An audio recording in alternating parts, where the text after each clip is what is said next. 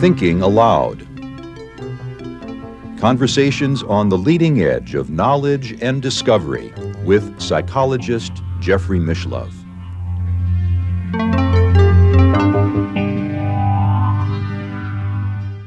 Hello, I'm Jeffrey Mishlove. Today we are going to explore Third Eye Spies. Now, this is the name of a new documentary produced by my old friend Russell Targ, who will be with us. Russell is the author of many books. He's been on 9 previous interviews with me here on the new Thinking Aloud channel. Some of his titles, most recently, for example, include The Reality of ESP, also Limitless Mind, and The Heart of the Mind, and Mind Reach, and many others as well. He also is the person who initiated the remote viewing program at SRI International, funded by the military intelligence organizations. And that's what this documentary is about. It is scheduled for public release in 500 theaters across the United States in February 2019. And what I'm going to do next is show you a 90-second preview of that documentary, and then we'll go to the Skype video where I've interviewed Russell Targ. If you had an ability to be able to remotely perceive stuff any place in the world, that could be an extraordinary intelligence source. We found that many individuals are able to accurately describe what's going on in distant locations. Are you saying that the work you've been doing is classified? It was a research facility. That was all that we were going to tell them. The Russians have been spending millions of dollars investigating so-called ESP. Psychic spies. Almost a psychic arms race here. Is there any real application to this? I think remote viewing has been demonstrated over the 20 years of work that's been sponsored by the government. Producing crucial and vital intelligence to the NSA, CIA, DEA, and the Secret Service. I began to feel frightened. The KGB did it, man. What's really going on here? State-sponsored assassination attempt. The CIA was lying. They wanted to kill the program. A storm brewing. This is real. I say no more secrets. Let this information out. Welcome, Russell. It's a pleasure to be with you again, and congratulations on the release, or the pending release of your documentary. I know you've been working on it for many years. Maybe we could begin, and you could explain to our viewers why you put so much money and time and energy into this documentary. Why is it so important to you? I'm happy to be with you, Jeffrey, and I'm glad you got a chance to see my film, which is about to be released. The film is called Third Eye Spies, and it describes the work we did during the first decade of our psychic research and psychic spying activities at SRI, Stanford Research Institute. So we had a 20-year program of which I participated in the first decade. Hal Puthoff and I are both laser scientists, and we were involved in getting the program started because we had bona fides with the CIA and with NASA. So I could go into CIA in April of 1972 and say, I have an idea to teach people how to be psychic. And if they didn't know me from my earlier laser work, they would throw me out. But because I had done work for them before, I could get a hearing with Kit Green, who was a physician there, and he thought that that was interesting. And in due course, we were able to start a program at SRI. Now, I thought that was important because I spent my whole life doing magic. I was a magician from childhood. I was doing card tricks, and it was self-evident to me that we have psychic abilities. I remember as an 8-year-old, I would play cards with my mother, and I often knew what card was coming up next, and I just took that for granted. And I was a very successful card player. I didn't have a name for that. I didn't think I was psychic. I was just aware that I was a very fortunate card player. As a teenager, college student, I was playing duplicate bridge, where you and your partner will play against another couple, and you have to play according to specific rules. And from time to time, the opponents would call the tournament director, wanting to know if we had a secret code, because we were too successful in doing things that should be 50-50. In bridge, they call it taking a finesse, where you use a lower card to capture an upper card. And I would just have to make the decision, and I was very successful making the right decision. So I worked for 15 years as a physicist, even though I knew that one day I would be doing ESP research. But I had to get some kind of credentials so that people would give me any money to pay attention to us. It's very hard, as we know, very hard for psychologists to get money to do ESP. A lot of people have done that and had difficulty getting support. Hal and I were quite successful because NASA and the CIA just thought this is another program for these physicists and will fund them as though they're doing a physics program. And that was $1 million or $2 million a year, which is outrageous for anybody trying to do ESP work. Of course, it's a small amount of money for the government to spend, but a lot of money in parapsychology. Russell, you've just told me now about some of your early psychic experiences. I know eventually you contributed to the remote viewing program as a viewer yourself, but prior to that time, had you ever actually tested your psychic abilities?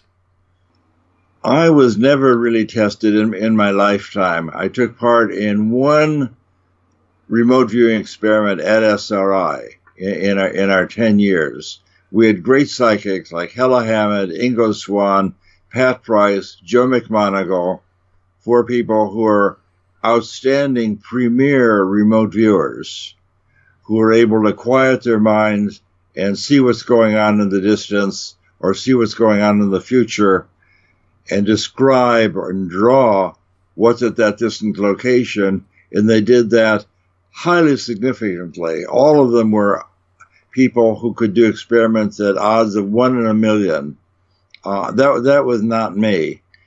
The experiment you're talking about was a long-distance series where Pat Price and I would sit in our little shielded room, and Pat would describe where in South America Hal Puthoff was traveling on a vacation. So Hal was gone for 10 days, and we realized this would be a outstanding time to do a controlled experiment. We weren't looking for American hostages or Russian bomb tests. This was under our control. Hal knew where he would be, and of course, Pat Price and I in California had no idea where he was traveling. So each day, Pat would say, I see a harbor, or I see a church, or I see a volcano, or I see a marketplace, and on day 5, Price didn't show up. So I'm sitting in my little room. This is Russ Targ and Pat Price describing Hal's location on day 5, and Price didn't show up. So in the spirit that the show must go on anyway, I said, I will describe what I see. And what I saw was a airport, small airport on an island with sand and grass on the left, an airport building on the right, and ocean at the end of the runway. And I drew that. So that's the only thing that I had ever done for the program.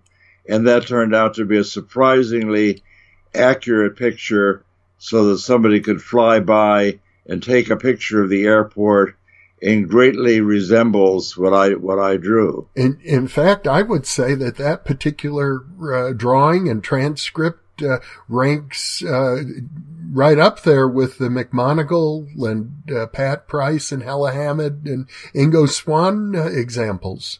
Yes, it does. The interesting thing that comes from that is that it shows that remote viewing is so easy that even a scientist can do it. It doesn't require metaphysical training. Mm-hmm.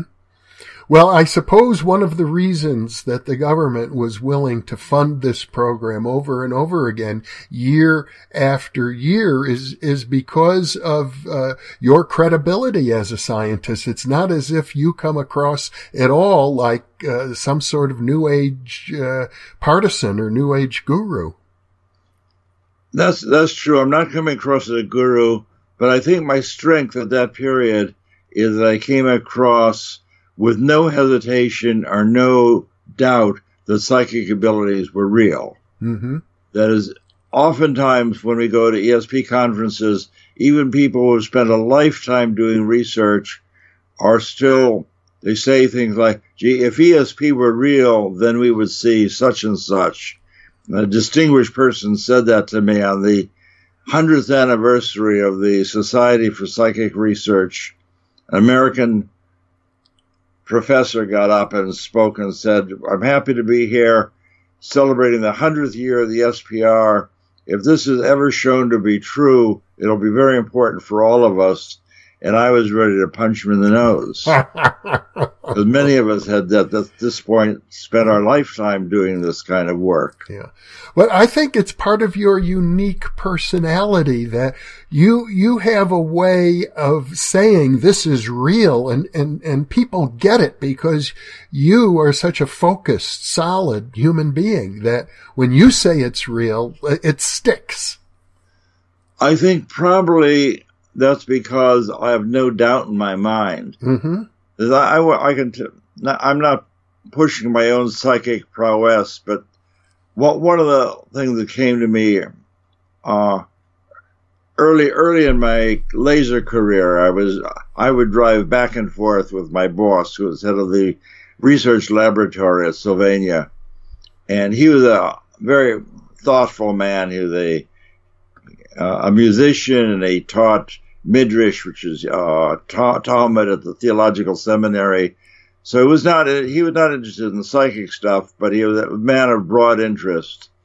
And as we're driving home, I said, you know, Morris, I have this strange image that doesn't look like it's mine.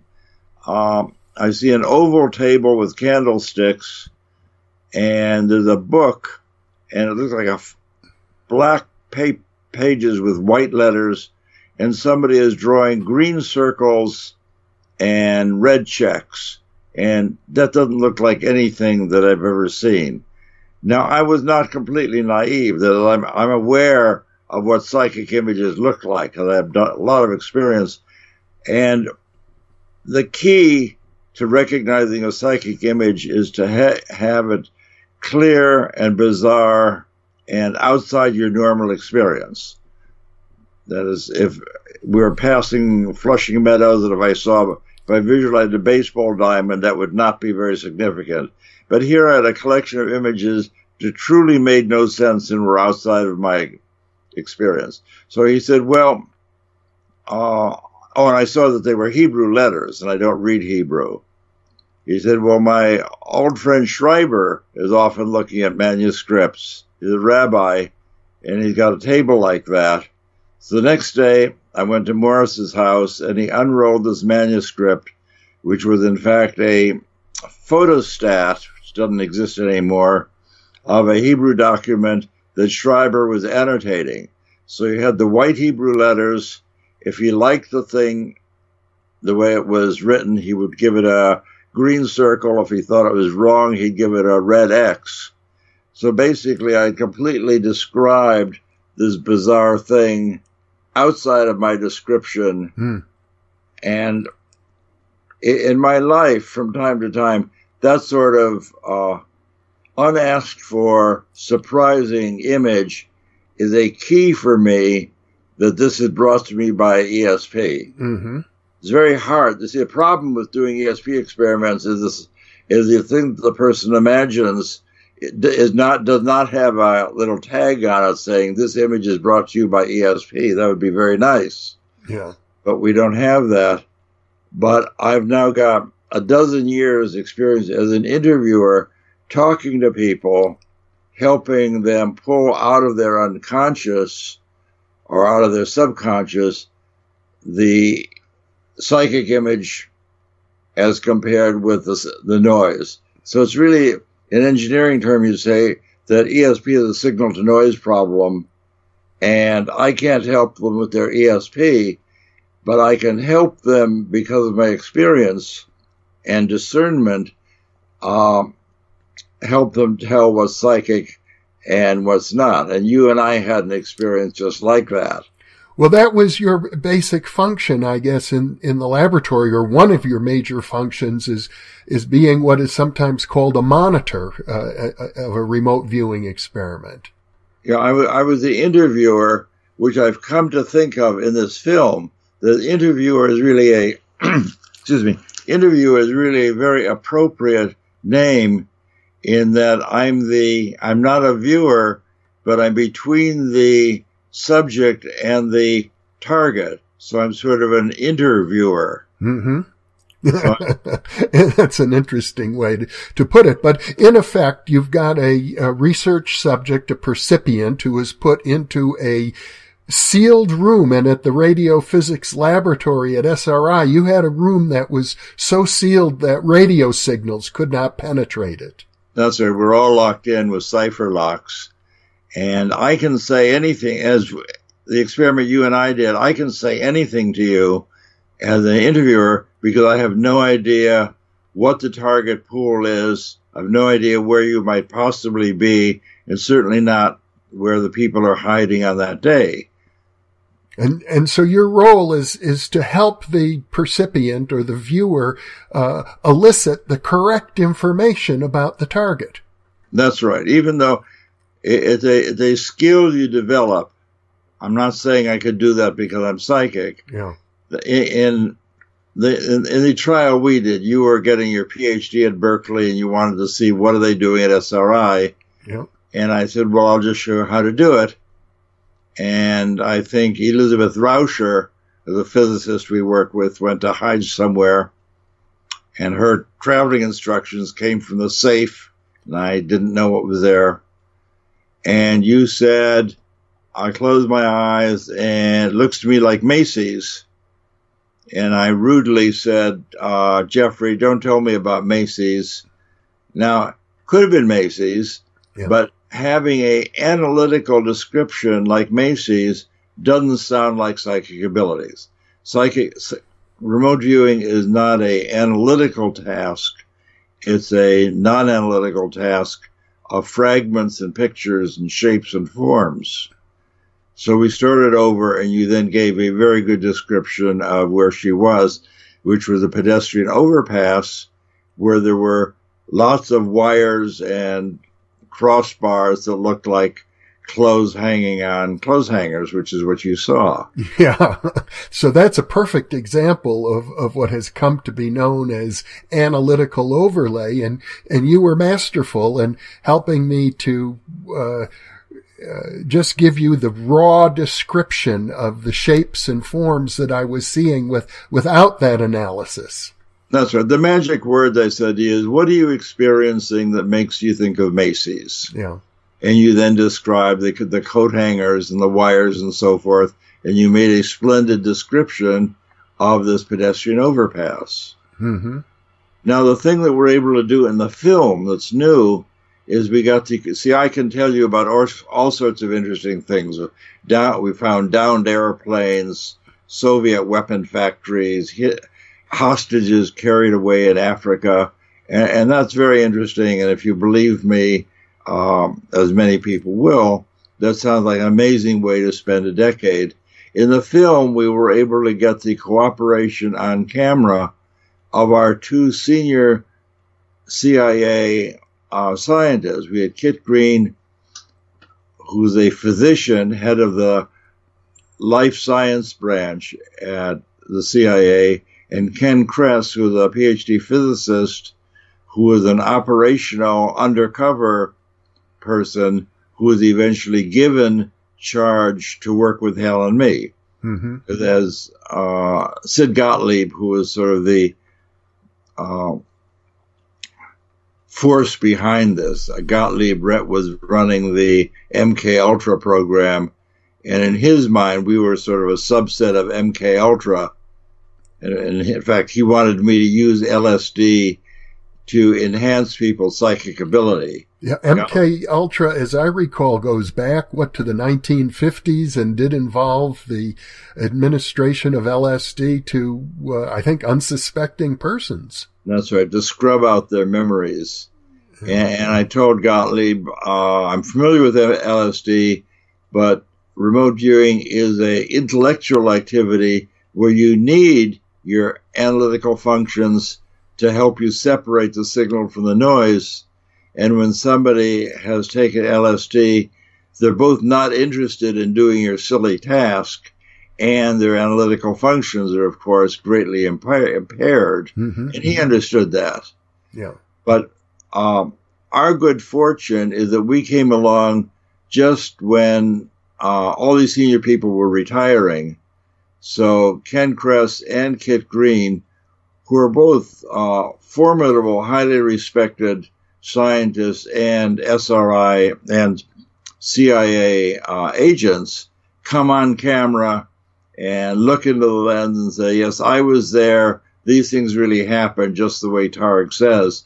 And that's priceless. Mm-hmm.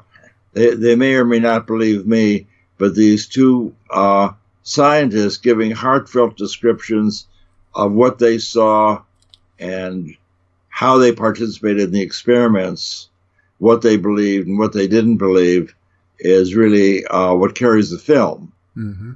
Well, as I understand it, Russell, the program was initiated by you and Hal Puthoff at SRI International, a major industrial military think tank in Menlo Park, California. But at some point, a decision was made to open up a separate unit within the Army at Fort Meade, Maryland. Can you describe how that came about? That's right. Through the whole program, one of the things that's really not known and not in the files is, in a certain sense, they didn't trust me.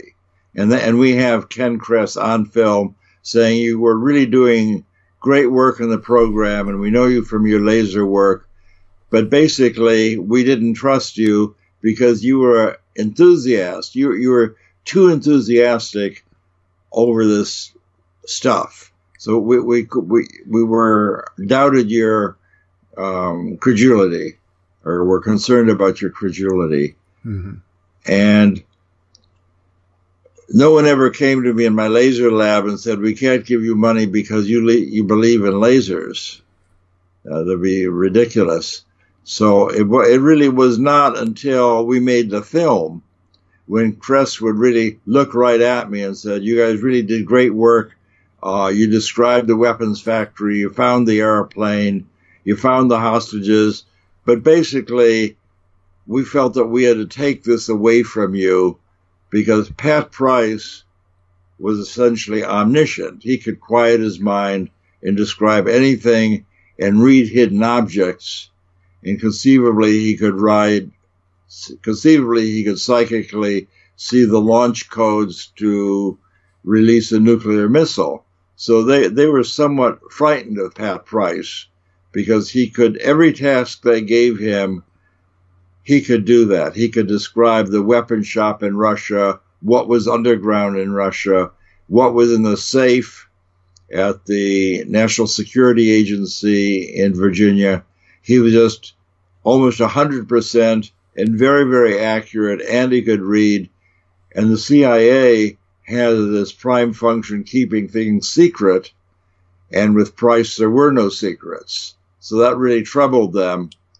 So at the end of one series where he was describing a giant crane and underground tanks in central Russia, they just took Price away from SRI and set him up as a functionary, as an operative for the CIA in Virginia. Mm-hmm. But then the Fort Meade program developed after that, I presume. That's right. The Fort Meade program started after they took Price away from us because, in a certain sense, he was too hot to handle. This Price was too dangerous to be left to the researchers in California.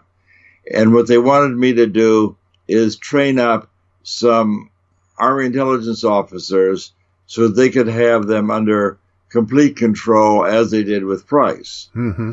So Hal and I were introduced into a room of 30 Army officers, men and women, mainly men. Choose 6 that you can train to be remote viewers.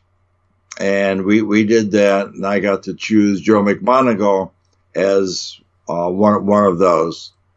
And he became an excellent world-class remote viewer, and he still does that work. That's right.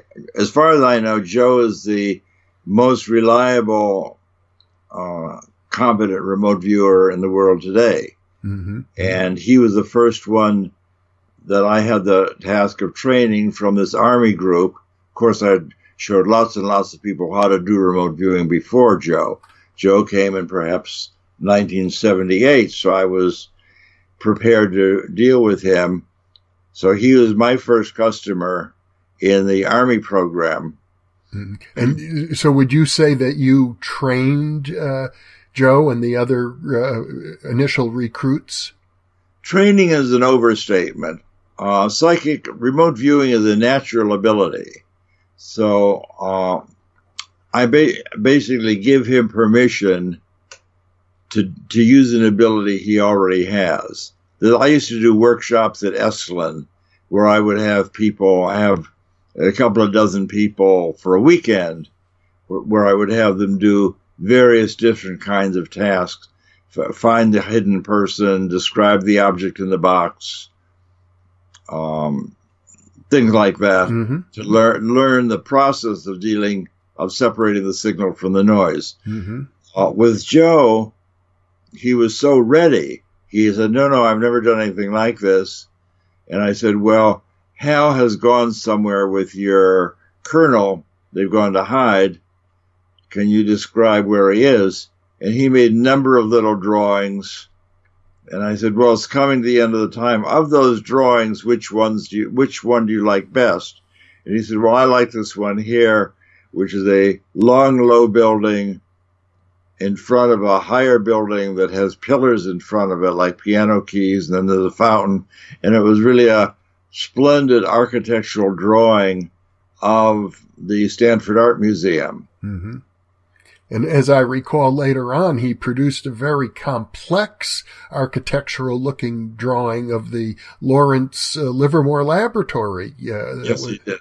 So Joe was an accomplished architectural artist. He could draw whatever he could see, whether it was in front of him or psychically. Mm-hmm. So I had Joe and 5 other people who claimed to have never done anything like this, certainly no remote viewing.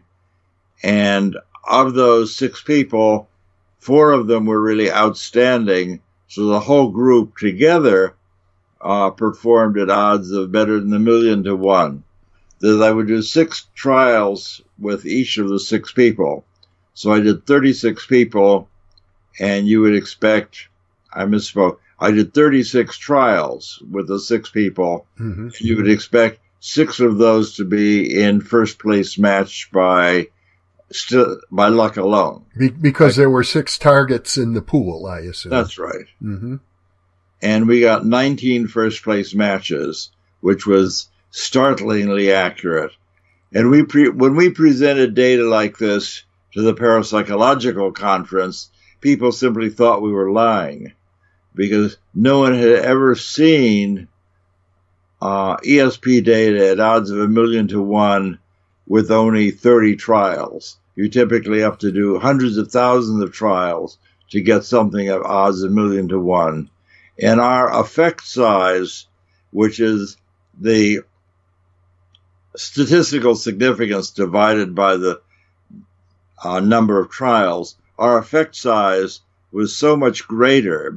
Effect size is basically the strength of what you're looking at, was so much greater than what anybody had seen before. They just couldn't believe that a couple of physicists had invented a way to do ESP, and it was working 100 times better than anyone had seen in the history of parapsychology. Well, what you were doing used to be known as free response clairvoyance, and people doing free response clairvoyance tests go back many, many decades. Why is it that do you believe your results were so much more successful? I understand what you're asking me. It's an interesting question. I think it was successful because in the free response, I'm making this up now. This is what I think. I think we were the first people to ever use a interviewer. I think that was not part of normal free response. In free response, in the Rhine lab, I am guessing, they would say, there's a picture in the envelope, could be anything, tell me about it. Mm-hmm. The person would have to do that. And if they had never done it before, they would guess. As you did. Yeah. The image came in and said, it looks to me like the King of Spades. Or looks to me like Macy's. Yeah. Now, an interviewer who, it's as though I was asking you to tell me something in French, and you just said something different, and I said, that doesn't actually sound like French. Why don't we try it again?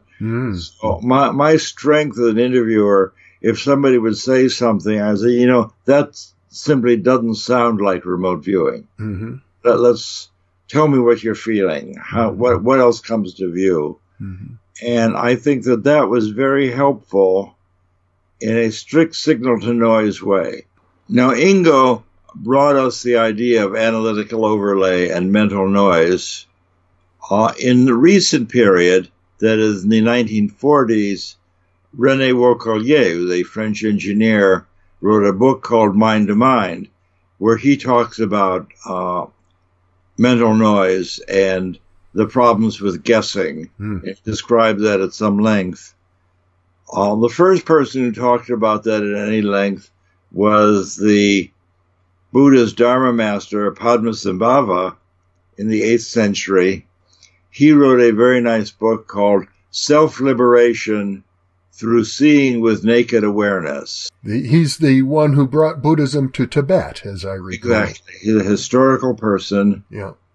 And he's the one who said, your nature is timeless awareness. You're not really made of steak and potatoes, but your nature is timeless awareness. And if you quiet your mind, you can expand your awareness into timeless realms. For example, he said on the line we were talking about before, if you want to expand your mind, you have to give up your desire to grasp and to name what you're seeing. So in the 8th century, instructors were telling you already, don't try and name the object. That's analytical errors. And so that's been understood for 1,200 years. And you seem to have a natural feeling for it. That's right. And Ingo set down that you shouldn't do that. Mm-hmm.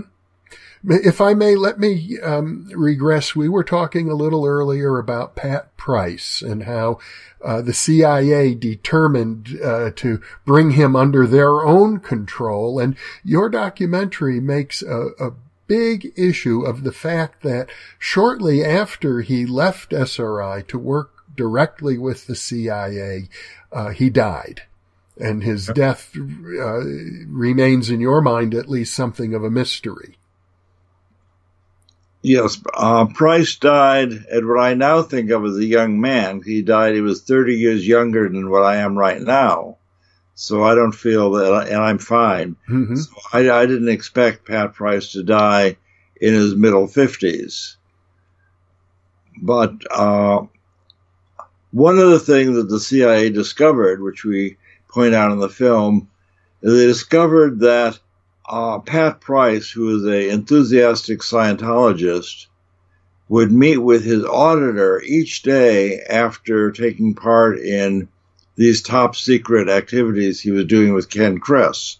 So Ken was running Pat Price like an agent. Mm-hmm. And he would say, what's going on here? What's going on in the Libyan embassy, which we talk about in the film, where he described accurately where the code room in the Libyan embassy was. And he was in the code room because they had other information about it. So Price was a formidable psychic spy, beyond what anyone had ever seen before.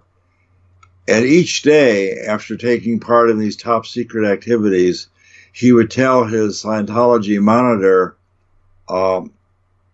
what he and Ken had been doing at the CIA. Mm.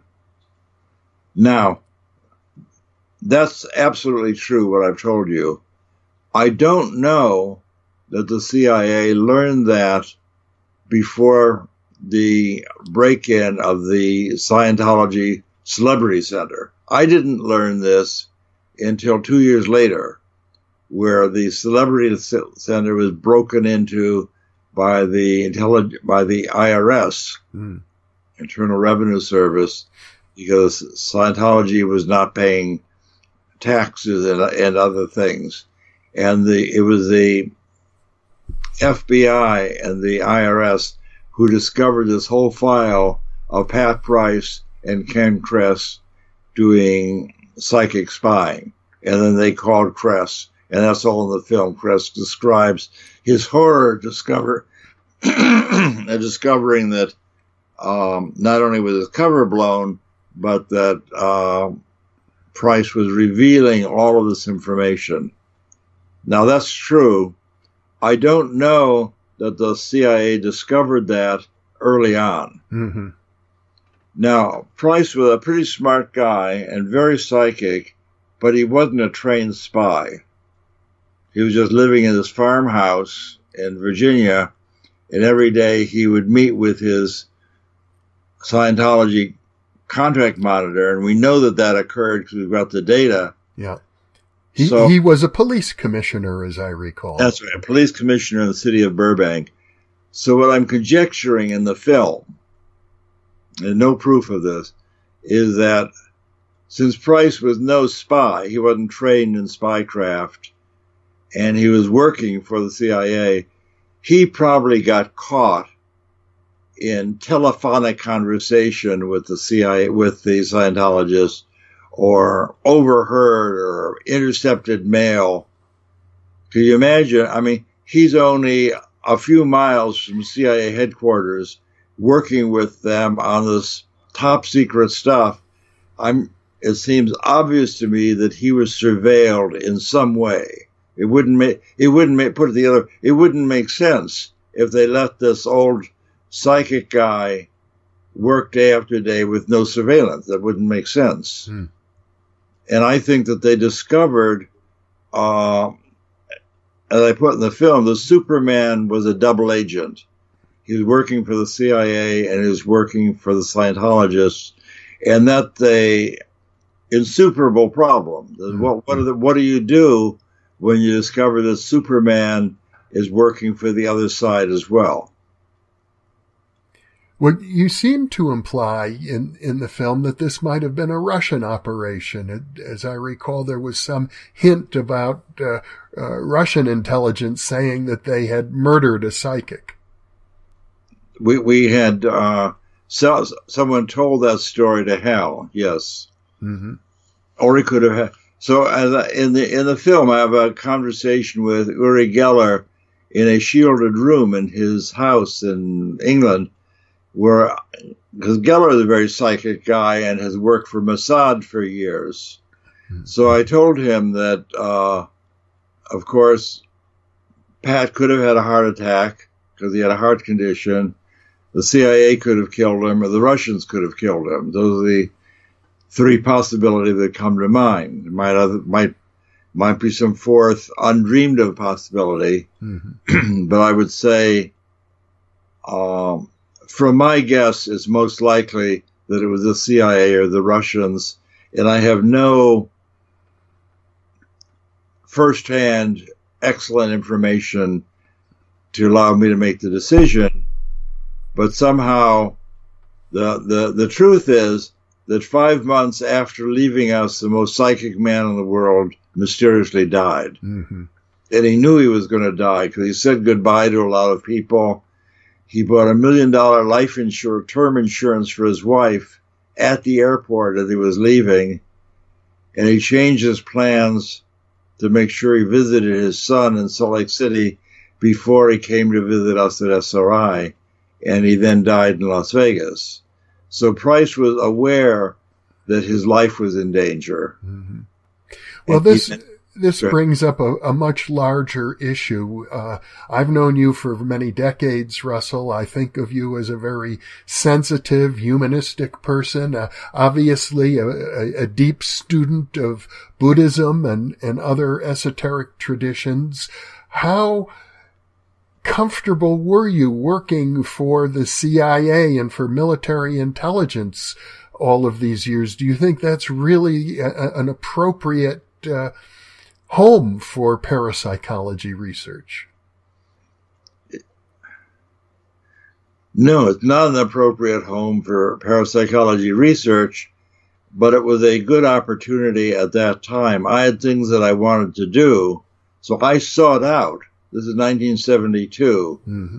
I had already built a PK electron beam device that you don't know anything about, where a person could I built an electron beam device where a person with his mind could move the electron beam and move it on a galvanometer. Mm-hmm. I built my 4-choice ESP teaching machine, which is still available from the Apple Store at no charge, ESP Trainer. So I had really a lifetime of doing experiments in this field. Mm-hmm. And working with hardware. That's right. And I was ready to bet my career that I could show people how to do this. That I was 15 years into laser. I was a senior scientist doing laser stuff.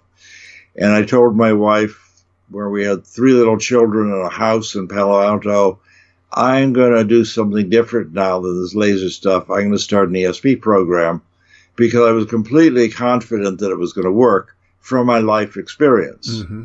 So if you say, what made you think it was going to work? The answer is, I knew it was going to work. I mean, there's no, in a certain sense, why would it not work?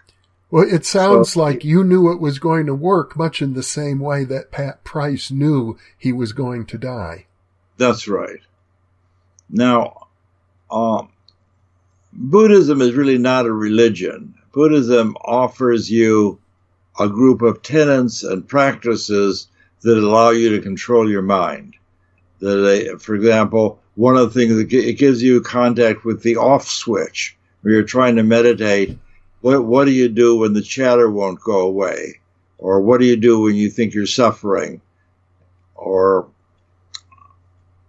are overcome with unhappiness? Buddhism gives you a group of things to do to modulate the way you experience your life and experience the world. And they have for millennia been aware that you can quiet your mind and see into the distance, see into the future, heal the sick, communicate with deceased people. And that's written about at great length.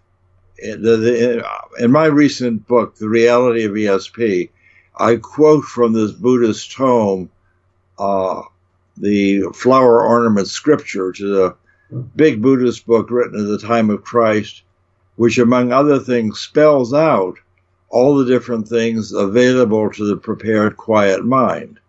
So the idea of practicing high-level functioning of psychic ability is identified and spelled out within Buddhism. And by the way, you're expected to have that ability. You're not expected to take it to Las Vegas or to spy for the CIA, but you're expected to be able to include the elements of a broader awareness, of timeless awareness, expected to bring that into your life. So I felt that, in a certain sense, ESP is what it is. It's available. If the CIA, I didn't do any unethical. We didn't kill any people or spy on any people who didn't want to be spied on. So I had my ethics intact. We just took money from some nefarious people to do some research that wouldn't have gotten done otherwise. Mm-hmm. Now, that can just be an apology, or I could be fooling myself. Everything we've done now, or the great preponderance of it, is now revealed, and there's never been any stinking fish pulled out. How could you guys have done such a terrible thing? I mean, there is no such terrible thing that we ever did. We found General Dozier, who was kidnapped by the Red Brigade, and we reported on Richard Queen, who was captured by the Iranian hostages, and described his health, where he was, and the fact that he would be released because he was so sick.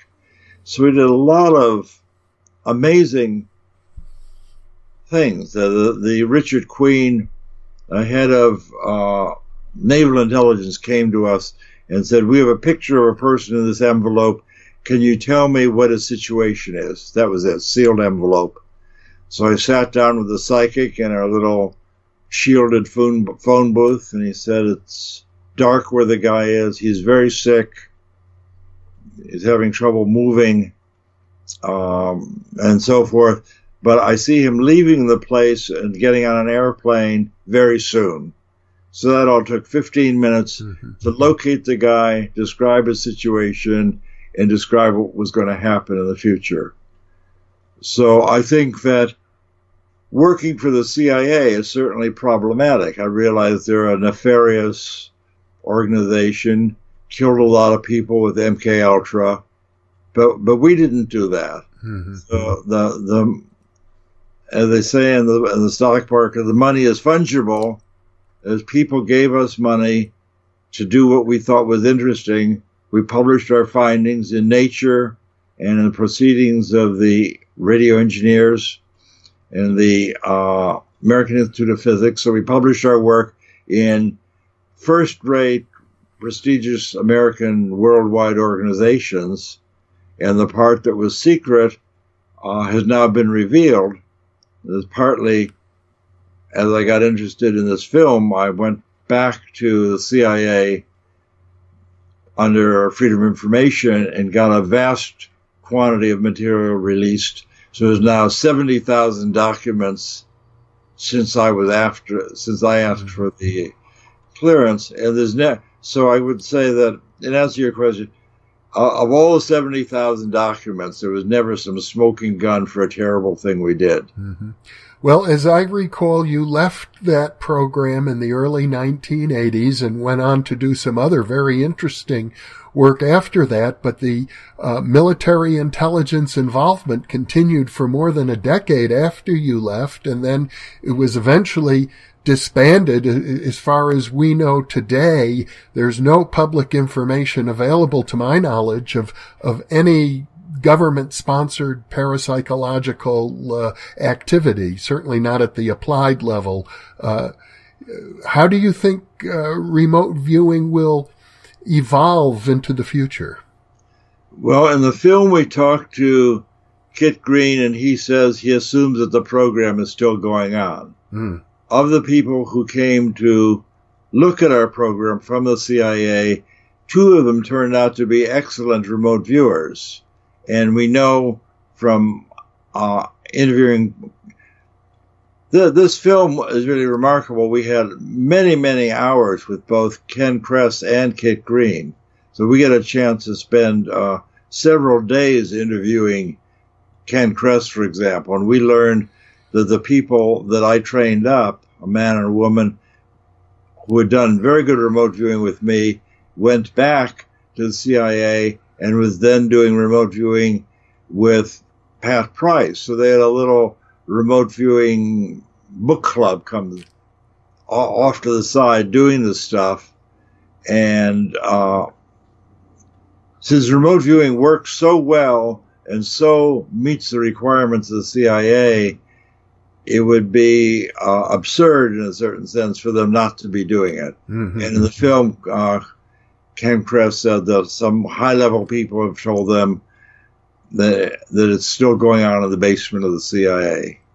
And that would make sense. It would make sense, and I suppose it might be a good thing, but overall, for viewers of your new documentary and for viewers of this New Thinking Aloud series who might wish to pursue their own remote viewing abilities, working with the CIA is probably not in the cards.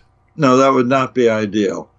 In my book, The Reality of ESP, I have a chapter telling you on how to work with a friend. I don't tell you how to find a friend, but assuming you have a friend, you could work with that person to do remote viewing trials, as we did at SRI, learning how to separate the signal from the noise. In our film, Third Eye Spies, we show people doing remote viewing on camera with very great success. In fact, the third eye is part of Hindu tradition. It'll be 2,500 years ago. Patanjali, in the Sutras of Patanjali, he describes, there's a chapter called Powers, where he talks about looking into the distance, looking into the future, healing the sick, and diagnosing illnesses as part of your meditation. He says, now it's very dangerous. Don't get hung up on psychic abilities. Psychic abilities could be a stumbling block toward your own transcendence and spiritual development, but it's out there, so I'll give you a chapter on what psychic abilities are like. So that's 2,500 years ago. This was very well understood. Mm-hmm. And the third eye itself, I believe, refers to the Ajna chakra located right about here, which is thought to be an organ of psychic sensitivity. It's thought to be the pineal gland. We don't know that that's true. That is no evidence at all that it's true, but that's what the Hindus believed.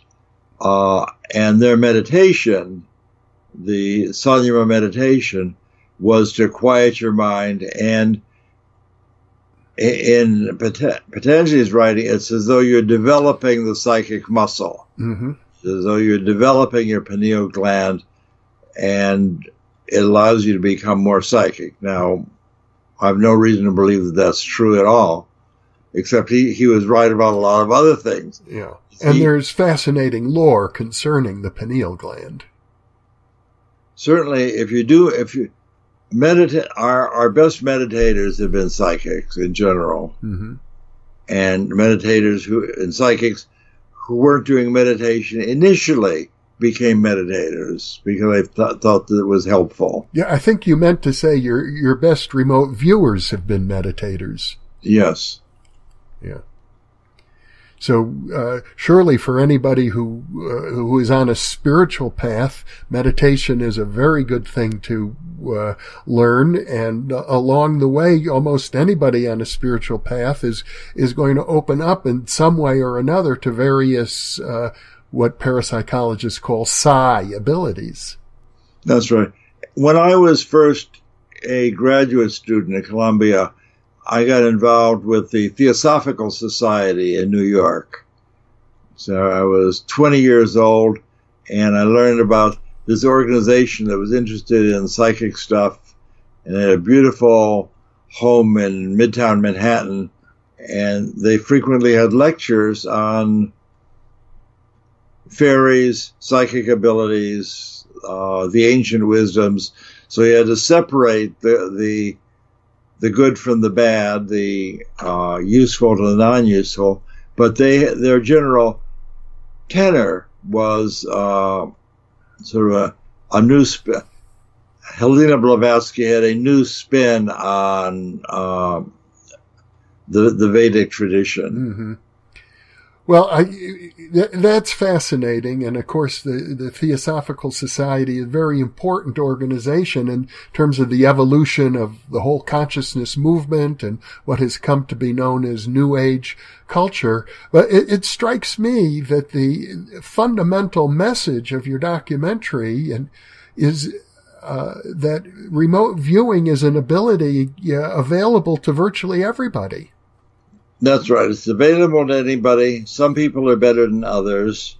Our nature is timeless awareness. That is, you can expand your awareness into timeless realms, and that's an ability we have. And that's taught throughout Dzogchen Buddhism. That's all the Dzogchen teachers agree that you can learn to do that as part of your nature. And the reason that I sort of dwell back and forth between what was going on 2,500 years ago is I want to emphasize that psychic abilities are not New Age. Mm-hmm. This isn't weird stuff that was just developed in the 1980s. Mm-hmm. Well, Russell Targ, it's been a pleasure talking to you. I wish your documentary a very successful run, and I look forward to, now that we have established this effective Skype connection, to being able to have more conversations with you in the future. That's right. The Skype works even better than remote viewing. I just look out and there you are. Here I am. Well, thank you so much for being with me today, Russell. Thank you, Jeffrey. It's been a great pleasure to talk with you. Likewise. Bye for now. Bye-bye.